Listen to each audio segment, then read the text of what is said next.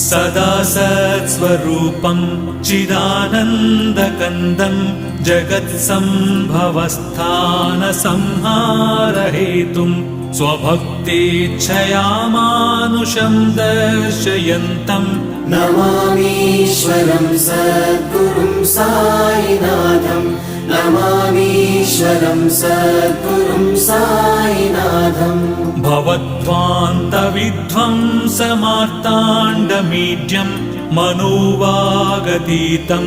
मुनिर्ध्यानगम्यं जगद्व्यापकं निर्मलं निर्गुणं त्वां नमामीश्वरं सद्गुरुं साईनाथं